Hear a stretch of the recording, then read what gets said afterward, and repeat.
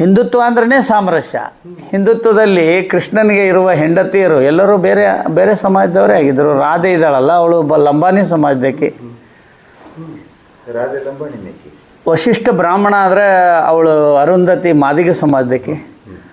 ಹಿಂದುತ್ವ ಅನ್ನೋದೇ ಆ ಮಂತ್ರದಲ್ಲೇ ಹೇಳ್ತದೆ, ಸರ್ವೇ ಭವಂತು ಸುಖಿನಃ ಸರ್ವೇ ಸಂತು ನಿರಾಮಯ. ನಮ್ಮ ಧರ್ಮದಲ್ಲಿ ಇಡೀ ದೇಶದಲ್ಲಿ ವೇದಗಳಲ್ಲಿ ಅದೇ ಬರೆದಿದೆ, ಸಮಾನತೆ. ನಿಜ ಜಾತ್ಯತೀತವಾದ ಅಂದರೆ ರಾಮನ ಗೆಳೆಯ ಗುಹ, ಕೃಷ್ಣನ ಗೆಳೆಯ ಸುಧಾಮ ಅಲ್ವಾ? ಅವರೆಲ್ಲರೂ ಹಿಂದುಳಿದ ಸಮಾಜ ಅಂತ ಈಗೇನು ಕರೀತಾರೆ ಅವ್ರವರು. ಮತ್ತು ಹಾಗೆ ಹಾಕಿದ್ರು. ರಾಮ ಯಾರ ಮನೆಗಿದ್ದ? ಅರುಂಧತಿ ಮನೆಗಿದ್ದ. ಅರುಂಧತಿ ಮಾತಂಗ ಸಮಾಜಕ್ಕೆ, ಓದ್ಲಿಕ್ಕೆ ಅಲ್ಲಿದ್ದವ. ರಾಮ ಅವ್ರು ಇದ್ರಲ್ರಿ, APJ ಅವರ. ಆ ಥರ ಮುಸಲ್ಮಾನರಿದ್ದರೆ, KT ಥಾಮಸ್ರಂಥವರು ಕ್ರಿಶ್ಚಿಯನ್ರಿದ್ದರೆ, ದಲಾಯಿ ಲಾಮಾ ಅವ್ರ ಥರ ಬೌದ್ಧರಿದ್ದರೆ, ಆಮೇಲೆ ಮುಜಫರ್ ಹುಸೇನ್ ಅವ್ರ ಥರ ಇದ್ದರೆ, ಇಬ್ರಾಹಿಂ ಸುತಾರ್ ಅವ್ರ ಥರ ಇದ್ದರೆ, ಅಶ್ಫಾಕುಲ್ಲಾ ಖಾನ್ ಏನು ದೇಶಭಕ್ತಿ ಇದ್ದ ಅಂಥವ್ರಿದ್ದರೆ, ಆಮೇಲೆ ಕಬೀರ್ ದಾಸ್ತವರ ಇದ್ದರೆ, ನಾನು ಧರ್ಮದಿಂದ ಶರೀಫ್ ಶಿವಗಿಗಳು, ಶಿರಟಿ ಫಕೀರೇಶ್ವರ ಥರ ಇದ್ದರೆ, ಯೇಸು ಕ್ರಿಸ್ತನ ಥರನೇ ಇದ್ದರೆ, ಯೇಸು ಕ್ರಿಸ್ತಿಗೆ ವಿವೇಕಾನಂದ್ರ ಮೂಲ ಕ್ರೈಸ್ತ, ಅವನೊಬ್ಬನೇ ಉಳಿದವ್ರು ಅಲ್ಲ ಅಂತ ಹೇಳಿದರು. ಆ ಥರ ಕ್ರೈಸ್ತರಿದ್ದರೆ ಈ ದೇಶದಲ್ಲಿರುವ ಯಾವುದೇ ವೃತ್ತಿ ಮಾಡೋರು, ಅವರು ಯಾವುದೇ ಸಮಾಜದವರಲ್ಲಿ, ಅವರು ಹಿಂದುಳಿದವ್ರಂತ ಯಾರು ಅಂದಾರ ಅದು ಮೂರ್ಖತನ, ಹಿಂದುಳಿದವ್ರಲ್ಲ. ಇವ್ರು ಅಂದಾರ ಅದನ್ನು ಹಾಗೆ, ಇವರೇ ಅವ್ರನ್ನ ಮುಂದೆ ತಂದಿಲ್ಲ, ಅದಕ್ಕೆ ಹಿಂದುಳಿದವ್ರು ಅಂತಾರೆ. ಇಲ್ರಿ, ಇವ್ರು ಹಿಂದೂ ಉಳಿದವರು ಅಂತಂದ್ರೆಪ್ಪ ಜಾತಿ ಮನುಷ್ಯರಿ ಇವ್ರು. ಅದೇ ರೀ, ಅದಕ್ಕೆ ಹೋಲಿಸ್ಯಾರ. ಸಾಮಾಜಿಕ ಸಮಾನತೆಗೆ ತೊಗೊಂಡು ಬಂದಿಲ್ಲ, ಅವ್ರನ್ನ ತೊಗೊಂಡು ಬಂದಿಲ್ಲ. ಮತ್ತು ಅದರ ಅರ್ಥನೂ ಅದು ಅಲ್ಲಿ ಇರೋರು ಎಲ್ಲರೂ ಸೇರಿಕೊಂಡು ಅಂಬೇಡ್ಕರ್ ಅವ್ರ ಥರ ವಿಚಾರವಂತರು ಇರುವವರು.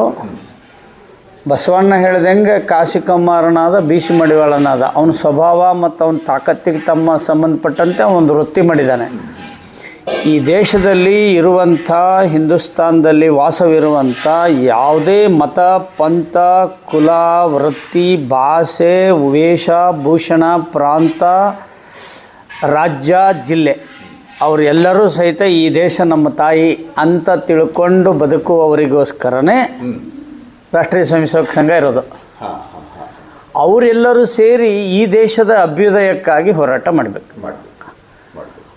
ಅವನು ಇದೇ ದೇಶದಲ್ಲಿ ಇದ್ದುಕೊಂಡು ಈ ದೇಶವನ್ನು ನಾನು ಕಡೆಗಣಿಸ್ತೀನಿ, ಈ ದೇಶದ ಸಂಸ್ಕೃತಿಯನ್ನು ಕಡೆಗಣಿಸ್ತೀನಿ, ನಾನು ಇದೇ ದೇಶದಲ್ಲಿ ಇದ್ದುಕೊಂಡು ಅನ್ಯ ಮತದ ಪರವಾಗಿ ಮಾತನಾಡ್ತೀನಿ, ಅನ್ಯ ದೇಶದ ಬಗ್ಗೆ ಮಾತನಾಡ್ತೀನಿ ಅಂದರೆ ಅದಕ್ಕೆ ಸಂಘದ ಒಪ್ಪಿಗೆ ಇಲ್ಲ. ಅವರನ್ನು ಮನವೊಲಿಸಿ ರಾಷ್ಟ್ರೀಯ ವಾಹಿನಿಗೆ ತಗೊಂಡು ಬರೋದು. ಅದರ ಒಂದೇ ಮಾತಿನಲ್ಲಿ ಹೇಳಿದ್ದಾರೆ, ಭಾರತೀಯರೆಲ್ಲರೂ ಒಂದಾಗಬೇಕು, ಭಾರತ ಸಶಕ್ತ ಆಗಬೇಕು. ಇಷ್ಟೇ ಅದರದ್ದು ಉದ್ದೇಶ. ಭಾವನಾತ್ಮಕ ಭಿನ್ನಾಭಿಪ್ರಾಯಗಳು ಹೋಗಬೇಕು, ಪ್ರಾಂತೀಯ ಭಾವನೆಗಳು ಹೋಗಬೇಕು, ಭಾಷಾ ದ್ವೇಷವೂ ಹೋಗಬೇಕು, ಗಡಿಯ ವಿಚಾರವೂ ಹೋಗಬೇಕು. ಅವನ ದೇವ್ರು ಯಾವ್ದಾರು ಇರಲಿ, ಅವನ ಲಾಂಛನ ಯಾವ್ದಾರು ಇರಲಿ, ಅವನ ಉಪಾಸನೆ ಯಾವ್ದಾರು ಇರಲಿ, ಅವನ ಸಿದ್ಧಾಂತ ಯಾವ್ದಾರು ಇರಲಿ, ಭಾರತಕ್ಕೋಸ್ಕರ ಬದುಕುವವರನ್ನು ಒಟ್ಟಾಗಿಟ್ಕೊಂಡು ಭಾರತವನ್ನು ಜಗದ್ಗುರು ಸ್ಥಾನಕ್ಕೆ ತೊಗೊಂಡು ಹೋಗಬೇಕು ಅನ್ನೋದೇ ಎಲ್ಲ ಕಡೆ ಹೇಳೋದು 100 ವರ್ಷದಿಂದ. ಇದು ಸಂಘದ ಗುರಿ. ಇದನ್ನೇ ಎಲ್ಲ ಕಡೆ ಹೇಳೋದು. ಯಾರಿಗೆ ಸ್ಪಷ್ಟ ಅರ್ಥ ಆಗಲ್ಲ ಅವರು ವ್ಯತ್ಯಾಸ ಮಾಡ್ತಾರೆ. ಸಂಘದ ಶಿಕ್ಷಣ ತೊಗೊಂಡಿರೋದಿಲ್ಲ, ವ್ಯತ್ಯಾಸ ಮಾಡ್ತಾರೆ. ಕೆಲವರು ತೊಗೊಂಡ ಮೇಲೂ ಪೂರ್ಣ ತಿಳ್ಕೊಳ್ಳೋದೇ ಇರೋದ್ರಿಂದ ವ್ಯತ್ಯಾಸ ಮಾಡ್ತಾರೆ. ಇದು ಸಂಘದ ಗುರಿ. 100 ವರ್ಷಗಳಿಂದ ಅದನ್ನೇ ಮಾಡಿದೆ. ಅದರ ಪರಿಣಾಮದಿಂದ ಸಾಕಷ್ಟು ಸಂಸ್ಥೆಗಳಾಗಿದೆ. 100 ಪ್ರಾದೇಶಿಕ ಸಂಸ್ಥೆ, ಸುಮಾರು 35 ಅಖಿಲ ಭಾರತೀಯ ಸಂಸ್ಥೆ. ಅದರಲ್ಲಿ ಶಿಕ್ಷಣ, ಕಾರ್ಮಿಕರು, ಅಂಗವಿಕಲರು, ಸಂಸ್ಕೃತ ಭಾಷಾ ಪಂಡಿತರು, ಯೋಗ, ಕೃಷಿ, ಸ್ವಾಮೀಜಿಯವರು, ಇವರು ಎಲ್ಲರದ್ದು ಸಂಘಟನೆ ಇದೆ ಸಂಘದಲ್ಲಿ. ಪ್ರತ್ಯೇಕವಾದ ಸಂಘಟನೆ ಇದೆ ಎಲ್ಲರದ್ದು. ಆದರೆ ಉದ್ದೇಶ ಒಂದೇ, ಇದೇ ಉದ್ದೇಶ. ರಾಷ್ಟ್ರ ಸರ್ವಾಂಗೀಣ ಉನ್ನತಿ ಆಗಬೇಕು, ಭಾರತೀಯರೆಲ್ಲ ಒಂದಾಗಬೇಕು. ಯಾವುದೇ ಮತದವರು, ಧರ್ಮದವರು ಇರಲಿ, ಅವರು ಹಿಂದೂ ಆಗಿದ್ದರೂ ಭಾರತವನ್ನು ವಿರೋಧ ಮಾಡ್ತಾನಂದ್ರೆ ಅದನ್ನು ಸಂಘ ವಿರೋಧಿಸ್ತದೆ ಮತ್ತು ಅವ್ರನ್ನ ಇಲ್ಲಿಗೆ ತರೋ ಪ್ರಯತ್ನ ಮಾಡ್ತದೆ. ಇಷ್ಟೇ.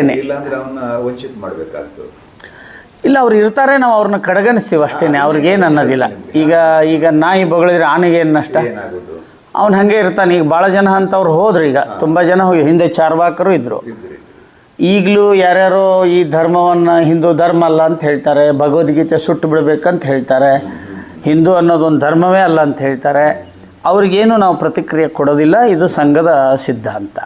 ಆ ಬಳಿಕ ಇನ್ನೊಂದು ರೀ, ಈಗೇನು ನಮ್ಮಂಥವ್ರು ಮಠಾಧೀಶರಿದ್ದೀವಲ್ಲ, ಇವರು ಹಿಂದೂ ಧರ್ಮದ ಬಗ್ಗೆ ಸ್ವಲ್ಪ ಆದರೂ ಅವರಿಗೆ ಏನಾದರೂ ಕಳವಳಿಕೆ ಇದೆಯಾ? ನಾನು ನಿಮ್ಮ ಜೊತೆ ಚಿಂತನೆ ಮಾಡೋದು ಇಲ್ಲ. ಏನಾಗಿದೆ ಅಂದರೆ ಸ್ವಾಮೀಜಿ,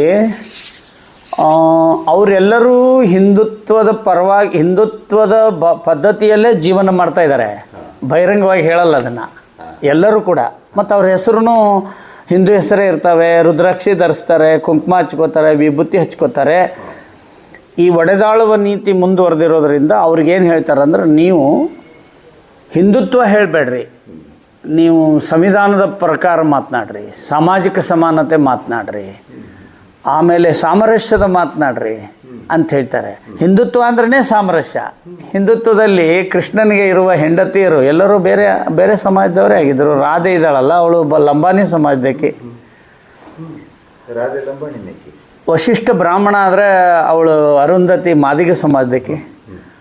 ಹಿಂದುತ್ವ ಅನ್ನೋದೇ ಆ ಮಂತ್ರದಲ್ಲೇ ಹೇಳ್ತದೆ, ಸರ್ವೇ ಭವಂತು ಸುಖಿನಃ ಸರ್ವೇ ಸಂತು ನಿರಾಮಯ. ನಮ್ಮ ಧರ್ಮದಲ್ಲಿ ಇಡೀ ದೇಶದಲ್ಲಿ ವೇದಗಳಲ್ಲಿ ಅದೇ ಬರೆದಿದೆ, ಸಮಾನತೆ ಅಂತ.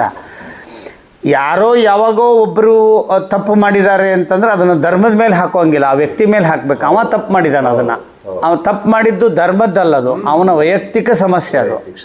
ಅವನ ಹೃದಯದಲ್ಲಿರುವ ಡರ್ಟಿ, ಅದು ಕೊಳೆಯೋದು. ಅದಕ್ಕೋಸ್ಕರ ಅವ ಅವ್ರ ಮೇಲೂ ಇವರು ಕೀಳು ಅಂತ ಹೇಳಿದ್ದಾನೆ. ಯಾರು ಕೀಳು? ಬಸವಣ್ಣ ಏನಂದ? ಹೊಲಸು ತಿಂಬುವನೇ ಹೊಲೆಯ ಅಂದ ಅಲ್ವಾ? ಕುಲ ಕುಲ ಕುಲವೆಂದು ಹೊಡೆದಾಡದಿರಿ ಅಂತ ಕನಕದಾಸರು ಹೇಳಿದರು.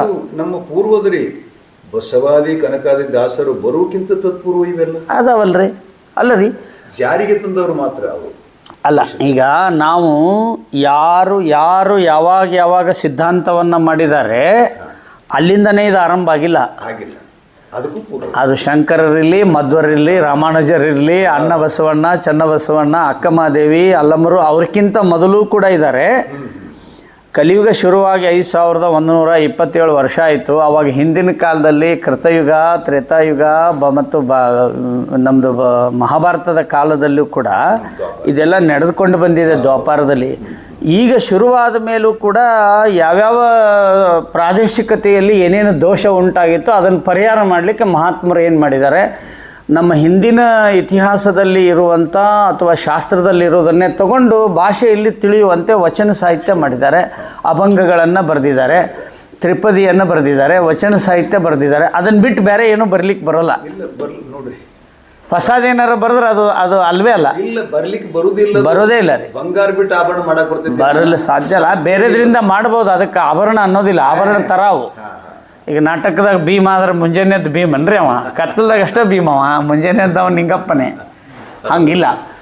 ಮತ್ತು ಏನಾಗುತ್ತೆ, ಈ ವಿತ್ತಂಡವಾದ ನಿಜವಾದ ಈ ಸೆಕ್ಯುಲರ್ ಅಂತೇನು ಅನ್ಕೊಂಡಾರಲ್ಲ ಅವರು, ಜಾತ್ಯತೀತವಾದ ಅಂತಂದ್ರೆ ನೈಜ ಜಾತ್ಯತೀತವಾದವೇ ಹಿಂದುತ್ವ. ಈಗ ಹೇಳ್ತಾ ಇರೋದು ನಕಲಿ ಜಾತ್ಯತೀತವಾದ ಅವ್ರದ್ದು. ನೈಜ ಜಾತ್ಯತೀತವಾದ ಅಂದರೆ ರಾಮನ ಗೆಳೆಯ ಗುಹ, ಕೃಷ್ಣನ ಗೆಳೆಯ ಸುಧಾಮ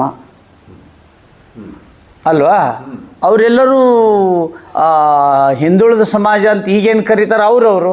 ಮತ್ತು ಹಾಗೆ ಹಾಕಿದ್ರು. ರಾಮ ಯಾರ ಮನೆಗಿದ್ದ?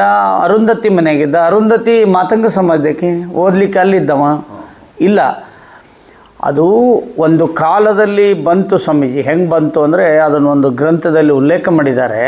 ಯಾವುದೋ ಒಂದು ಸಾವಿರಾರು ವರ್ಷಗಳ ಹಿಂದ್ಗಡೆ ನಮ್ಮ ಮನೆಗೆ ಒಬ್ಬಳು ಕಣ್ಣೆ ತೊಗೊಂಡು ಬಂದಿದ್ದೀವಿ, ಅವಳಿಗೆ ಕೆಲಸನೇ ಬರ್ತಾಯಿಲ್ಲ ನಮ್ಮ ವೃತ್ತಿದು ಅಂದಾಗ ಅವ ರಾಜ ಹೇಳಿದಂತೆ, ನಿಮ್ಮ ವೃತ್ತಿ ಮಾಡೋರನ್ನೇ ನೀವು ಕಣ್ಣೆ ತೊಗೋರಿ ಅಂದ್ರೆ ಅನುಕೂಲ ಆಗುತ್ತೆ ಅನ್ನಂತ. ಅವತ್ತಿಂದ ಶುರುವಾಗಿದೆ ಇದು.